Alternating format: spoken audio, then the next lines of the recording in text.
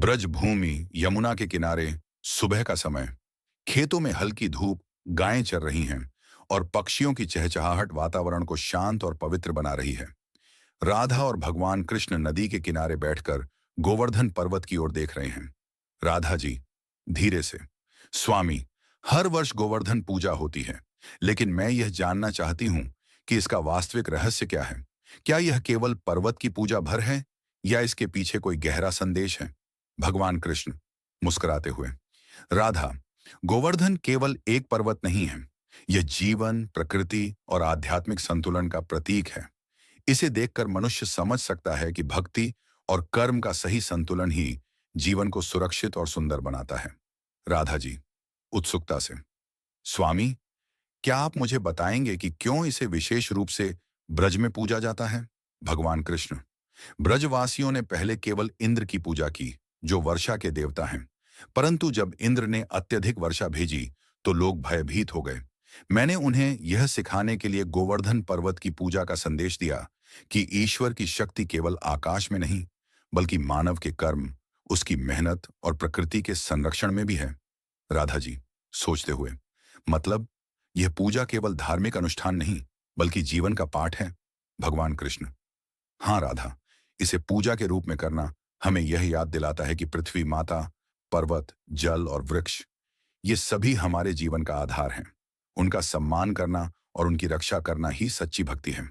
राधा जी धीरे से, स्वामी, तो यह पूजा मनुष्य और प्रकृति के बीच संतुलन बनाए रखने का संदेश देती है?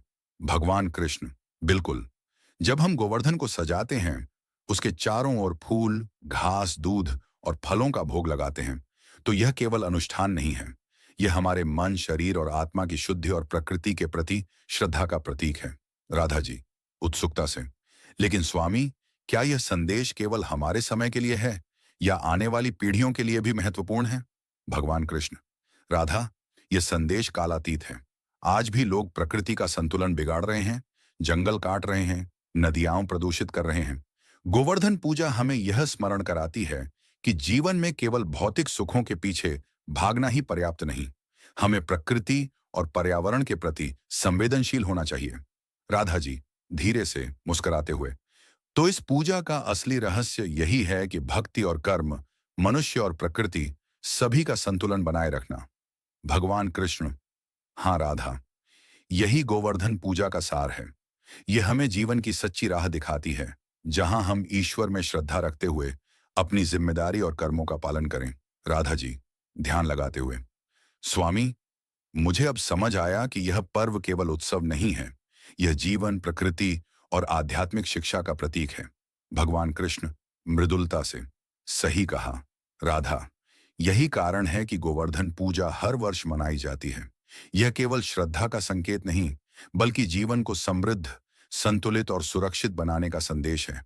अब जानते हैं गोवर्धन पूजा का इतिहास और भगवान कृष्ण का उपदेश ब्रजभूमि के निकट गोवर्धन पर्वत के चरणों में। सायंकाल का समय, सूर्य अस्त हो रहा है और पूरे ब्रज में दीप जल उठे हैं। राधा जी और भगवान कृष्ण पर्वत की तलहटी में खड़े हैं। ब्रज के ग्वालबाल और गोपियाओं पास में हैं। सब श्रद्धा से पर्वत की ओर देख रहे हैं। राधा जी धीरे से, स्वामी, यह पर्वत कितना शांत, कितना दिव्य प्रतीत होता है। क्या यही वह गोवर्धन है जिसके कारण यह महान पूजा प्रारंभ हुई? भगवान कृष्ण मुस्कुराते हुए, हाँ राधा, यही वह पवित्र पर्वत है जिसने ब्रजवासियों को इंद्र के कोप से बचाया था। इसी पर्वत ने यह सिखाया कि सच्ची भक्ति का अर्थ केवल देवताओं की प्रसन्नता नहीं, बल्कि अपने कर्म, अपनी भूमि और अपनी गायों के प्रति निष्ठा भी है। राधा जी आश्चर्य से, हे स्वामी, क्या आप मुझे बताएंगे कि यह सब कैसे घटित हुआ? उस समय ब्रज में क्या हुआ था? भगवान कृष्ण गंभीर स्वर में, राधे, उस समय ब्रज के लोग हर वर्ष इंद्र की पूजा किया करते थे। वे सोचते थे कि वर्षा केवल इंद्र की कृपा से होती है। मैंने उनसे कहा, हे ब्रजवासियों, हम इंद्र के तो आभारी हैं, परंतु क्या यह उचित नहीं कि हम अपनी भूमि, अपने गोवर्धन पर्वत की भी पूजा करें, जिसने हमें अन्न, फल और जल दिया? राधा जी आश्चर्य और भाव से, तब ब्रजवासियों ने क्या किया प्रभु? भगवान कृष्ण, प्रारंभ में वे संकोच में थे। उन्हें भय था कि इंद्र क्रोधित हो जाएंगे। पर मैंने समझाया, इंद्र को प्रसन्न करने से पहले हमें अपनी भूमि को प्रसन्न करना चाहिए। यदि गोवर्धन खुश रहेगा तो हमारी गायें, खेत और जीवन सब समृद्ध रहेंगे। राधा जी स्नेह से, आप तो सच्चे शिक्षक हैं। भगवान कृष्ण, आपने मनुष्य को उसकी जड़ों की ओर लौटना सिखाया। भगवान कृष्ण मृदु हंसी के साथ, राधा, जब ब्रजवासियों ने मेरी बात मानी और इंद्र की बजाय गोवर्धन की पूजा की, तब इंद्र अत्यंत क्रोधित हो गए। उन्होंने प्रचंड वर्षा आरंभ की। वज्रपात हुआ, आंधी चली, चारों ओर अंधकार छा गया। राधा जी भय और करुणा से, हे नंदलाल, तब ब्रजवासियों का क्या हुआ? क्या वे भयभीत नहीं हुए? भगवान कृष्ण, राधे, भय तो हुआ, परंतु मैंने उन्हें आश्वस्त किया। मैंने अपनी छोटी उंगली पर इस गोवर्धन पर्वत को उठा लिया। सभी लोग, सभी गायें, सभी बालक और गोपियां उसके नीचे आकर सुरक्षित हो गए। 7 दिन और 7 रात तक यह पर्वत मेरे हाथ पर टिका रहा। राधा जी आंखों में आंसू लिए, प्रभु, ये तो अद्भुत घटना थी। आप केवल गोवर्धन नहीं, संपूर्ण ब्रज का भार संभाले हुए थे। भगवान कृष्ण मृदुल स्वर में, राधे, मैं भार नहीं, अपना कर्तव्य निभा रहा था। ईश्वर का कार्य केवल वरदान देना नहीं होता, बल्कि अपनी सृष्टि की रक्षा करना भी होता है। राधा जी नम्रता से, प्रभु, तो इस घटना का उद्देश्य यह था कि लोग समझें कि केवल इंद्र ही नहीं, बल्कि प्रकृति भी पूजनीय है। भगवान कृष्ण, हाँ राधा, यही संदेश था। मैंने कहा, इंद्र का अभिमान तभी टूटेगा जब मनुष्य अपने कर्म और प्रकृति के प्रति श्रद्धावान बनेगा। इंद्र ने जब देखा कि उनका कोप व्यर्थ है, तब वे स्वयं मेरे पास आए और क्षमा मांगी। राधा जी भाव विभोर होकर, कितना महान पाठ है यह। जब देवता स्वयं विनम्र हो जाएं, तब मनुष्य को भी अपने कर्मों के प्रति विनम्र होना चाहिए। भगवान कृष्ण, बिल्कुल राधा, यह घटना सिखाती है कि जब तक मनुष्य प्रकृति का सम्मान करेगा, तब तक वह सुरक्षित रहेगा। पर यदि वह अहंकार में आकर अपने पर्यावरण को नष्ट करेगा, तो उसका जीवन असंतुलित हो जाएगा। राधा जी गंभीर होकर, प्रभु, आज भी मनुष्य वही भूल कर रहा है। वह अपने जीवन के मूल को भूलकर भौतिक सुखों में उलझ गया है। भगवान कृष्ण, यही कारण है कि मैंने कहा था, गोवर्धन पूजा केवल एक पर्व नहीं, बल्कि एक प्रतिज्ञा है। प्रकृति की रक्षा की प्रतिज्ञा, परिश्रम की आस्था और ईश्वर के संतुलन को बनाए रखने का व्रत। राधा जी शांत स्वर में, अब मुझे समझ आया प्रभु, कि गोवर्धन पूजा केवल पर्वत की पूजा नहीं, बल्कि यह हमारे जीवन के आधारों, भूमि, जल, वृक्ष, पशु और आस्था की रक्षा का संदेश है। भगवान कृष्ण स्नेह से, यही सत्य है राधे। इसलिए मैंने कहा था, जो गोवर्धन की पूजा करेगा, वह स्वयं अपने जीवन में संतुलन पाएगा। राधा जी के नेत्रों में आंसू हैं, पर वह आंसू भक्ति और अनुभूति के हैं, क्योंकि उन्होंने आज समझा कि गोवर्धन पूजा केवल पूजा नहीं, बल्कि एक जीवन दर्शन है। आगे राधा जी धीरे से, स्वामी, अब मैं समझ चुकी हूं कि गोवर्धन पूजा का आरंभ कैसे हुआ, परंतु मैं यह जानना चाहती हूं कि इसका आध्यात्मिक रहस्य क्या है। क्या केवल पर्वत की पूजा से आत्मा शुद्ध होती है? भगवान कृष्ण मधुर मुस्कान के साथ, राधे, गोवर्धन पूजा का रहस्य बाहरी अनुष्ठानों में नहीं, बल्कि भीतरी भावना में है।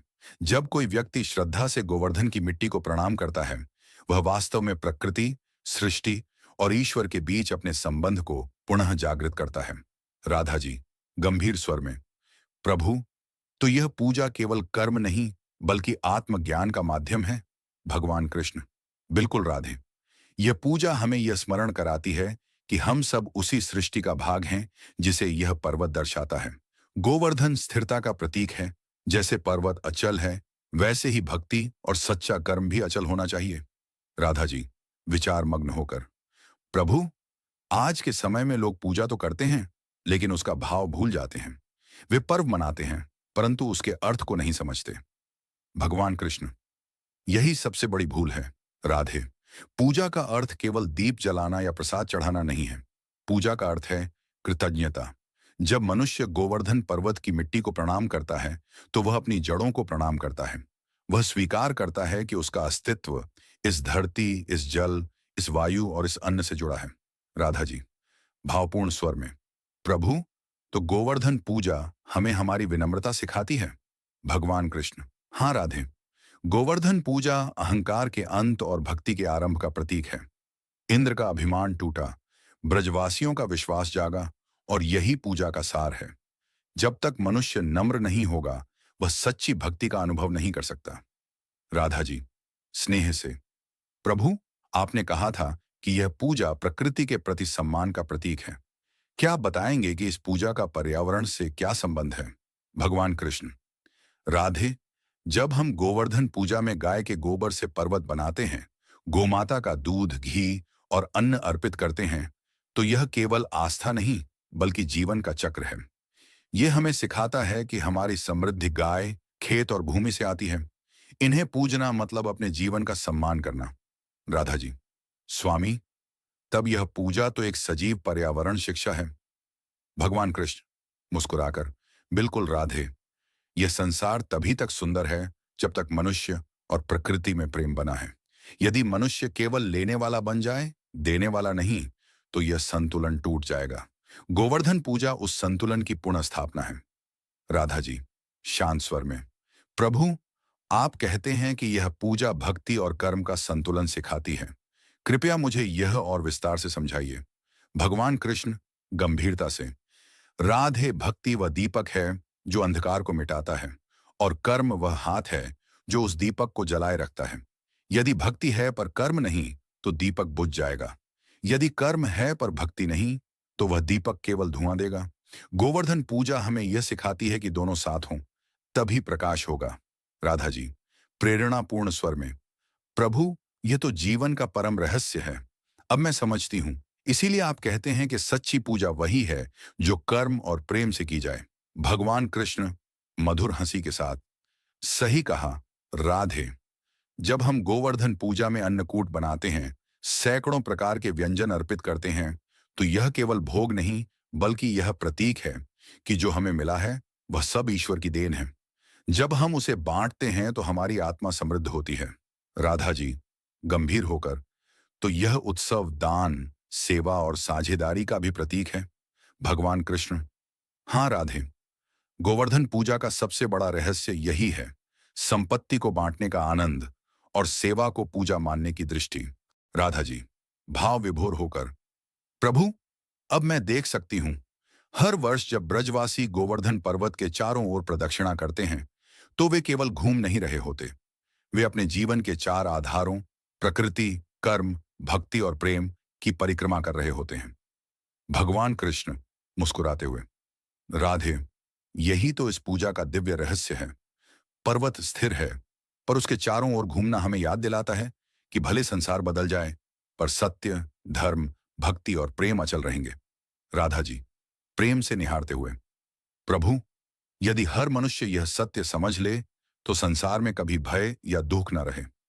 भगवान कृष्ण मृदु स्वर में, यही मेरा उद्देश्य था राधे। जब मैंने गोवर्धन उठाया था, तब केवल एक पर्वत नहीं उठा था, बल्कि एक विचार उठा था। वह विचार था, मनुष्य अपने कर्म और प्रेम से सृष्टि को संभाल सकता है। राधा जी श्रद्धा से झुककर, स्वामी, आपने जो बताया वह केवल कथा नहीं, जीवन का ज्ञान है। आज मैं समझ गई कि गोवर्धन पूजा क्यों दिव्य है, क्योंकि इसमें भक्ति है, कर्तव्य है और प्रकृति के प्रति आभार है।